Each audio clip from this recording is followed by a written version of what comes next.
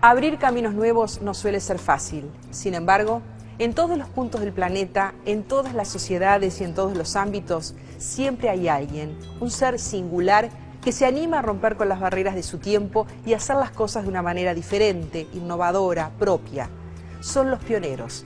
Y en el programa de hoy vamos a conocer un poco más de dos de ellos. Se trata de Paulina Luisi, la primera mujer médica del Uruguay, y Francisco Piria, un empresario con una visión como pocos. Cada uno en lo suyo, los dos lograron romper barreras y allanar el camino para los que vinieron después. Vamos a ver por qué.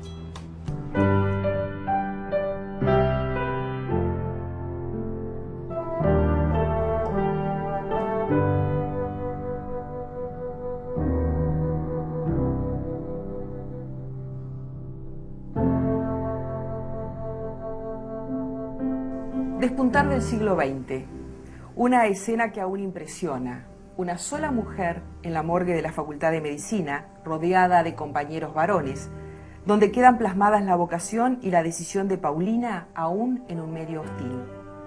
Paulina, muy formal, dando una conferencia en el Partido Socialista, involucrada en el debate político de principios de siglo, trazando el proyecto de país futuro. Ella en un lugar lejano, Cristiania, Noruega, en una asamblea de mujeres.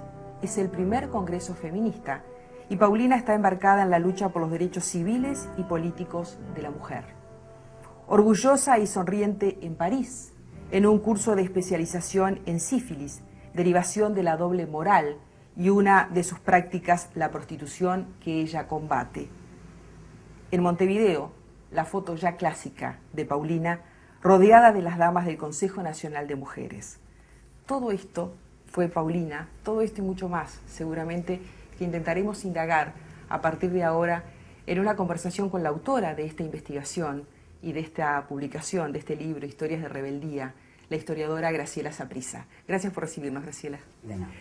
¿Es una pionera Paulina Luisi? Totalmente, y no solamente siempre se la recuesta a su lucha por los derechos civiles y políticos, y sobre todo por la conquista del voto para la mujer, pero en realidad ella tiene una multiplicidad, como lo muestra un poco lo que tú estabas leyendo, que creo que es un poco lo que queríamos rescatar, y que además yo insisto muchas veces en que es una personalidad destacada dentro del elenco de políticos y ciudadanos del país, del Uruguay, en comienzos de siglo. Ella participa también como delegada del Uruguay varias veces en la Sociedad de Naciones, es decir, lo que serían las Naciones Unidas previo a la Segunda Guerra Mundial.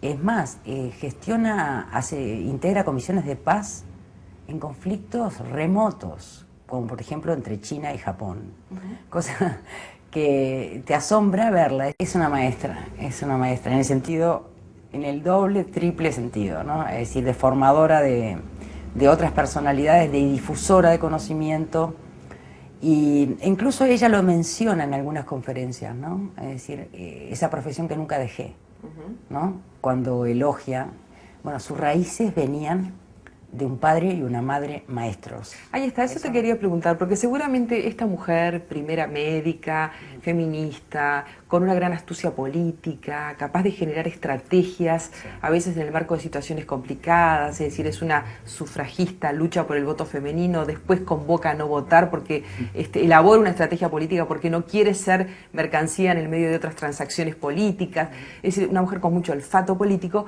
que trabajó mucho en el Partido Socialista, pero seguramente es producto también de una familia, de un tiempo y de un país, porque también sería interesante saber cómo era este Uruguay, en donde incluso hay un presidente que la manda a Europa a hacer determinadas investigaciones. ¿Cómo era la familia de las Luisi, en donde hay una primera médica, primera abogada, Clotilde, una poeta que fue Luisa? Son 7 hermanos, 5 mujeres, y casi todas las mujeres súper destacadas, ¿no?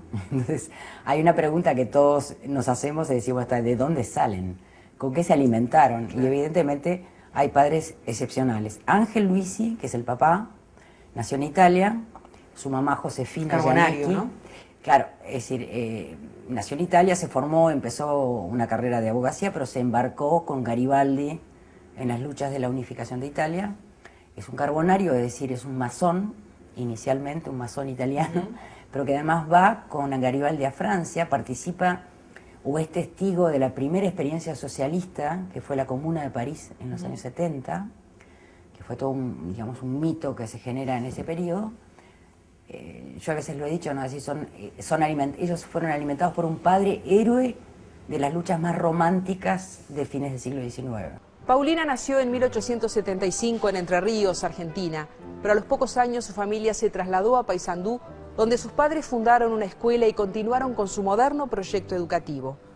Cuando Paulina decidió estudiar magisterio en Montevideo, toda la familia se mudó con ella. Con el comienzo del siglo XX, ingresó a la Facultad de Medicina, se recibió en 1908 y en 1913 viajó por primera vez a Europa a pedido del entonces presidente José Valle y Ordóñez.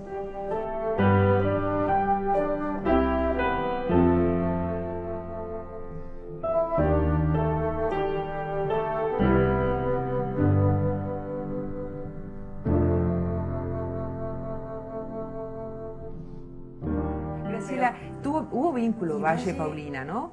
Sí, en el año 13, pocos años después, ella es enviada a Francia para estudiar justamente el combate, la higiene social se llamaba en ese periodo. Es decir, no era solamente el tema de la sífilis, sino también los dos flagelos de ese periodo, que eran la sífilis por un lado, pero la tuberculosis.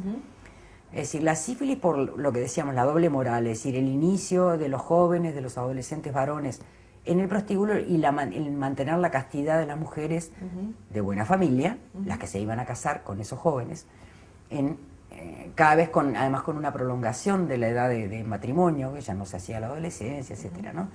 Entonces, además hay una proliferación del prostíbulo en estos años, fines del siglo XIX, comienzo del XX, en parte, bueno, por la masiva inmigración, por la disparidad de sexos, es decir, hay un índice de masculinidad muy alto, claro. Y las grandes ciudades portuarias como Buenos Aires, Rosario, Montevideo, se llenaron de prostíbulos y sobre todo se dio el fenómeno de la trata, de lo que se llamaba la trata de blancas, ¿no? Es decir, el comercio de mujeres engañadas que venían a los prostíbulos.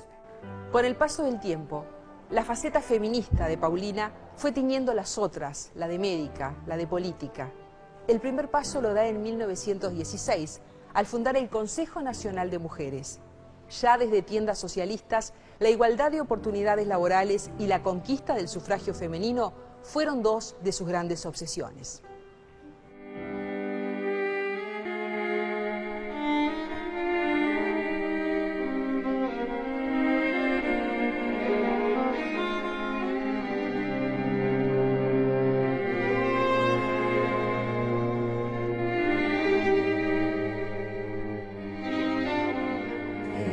Por ejemplo, sobre el tema del trabajo también, ¿no? El trabajo de las mujeres es una reivindicación que hacen las socialistas y los socialistas en ese periodo, que la igualdad o la equiparación de derechos se consigue con el ingreso de las mujeres al mercado de trabajo. Y Paulina participa tempranamente también en los reconocimientos. Paulina va, cuando se forma la OIT, la Organización Internacional del Trabajo, años 18, 19, va a Washington a participar de una conferencia sobre el trabajo femenino.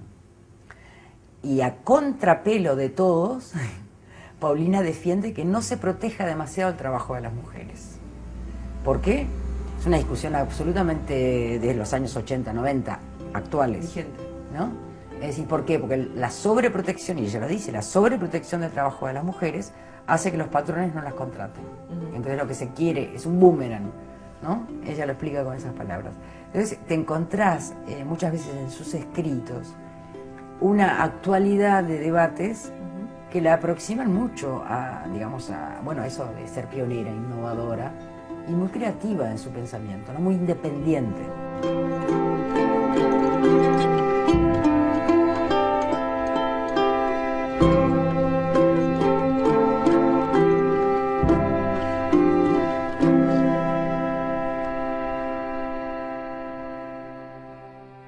Ella bromeaba con que no le había sido fácil conseguir una esposa, ¿no? En el sentido de que ella parecía como la figura... Sí. Y lo dicen en un escrito por ahí por los años 20 o 18, que dice es muy dura, ¿no? Es decir, que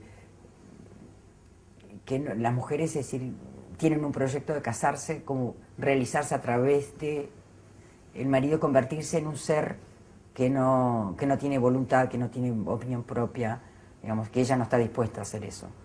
Y lo mismo pasa que después de haber luchado por el sufragio y por los derechos civiles, cuando se produce el logro del voto es en el año 32, pero a los pocos meses se da el golpe de Estado de Terra. Marzo del 33, claro. Claro, marzo del 33, Gabriel Terra da el golpe de Estado.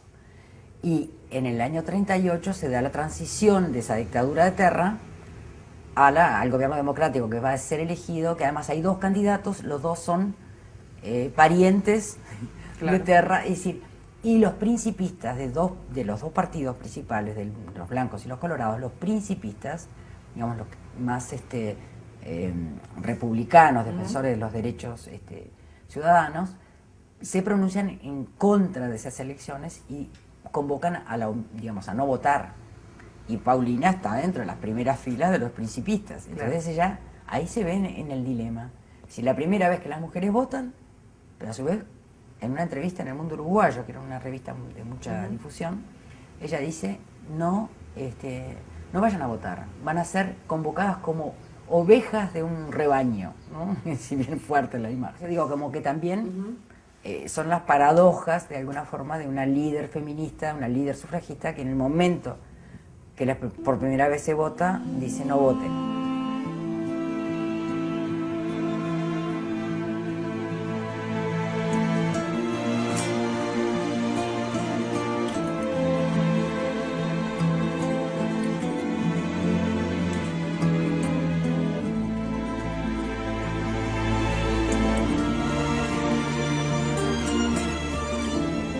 ¿Llegó a disfrutar el reconocimiento en vida? ¿Llegó a sentir que era una figura pionera?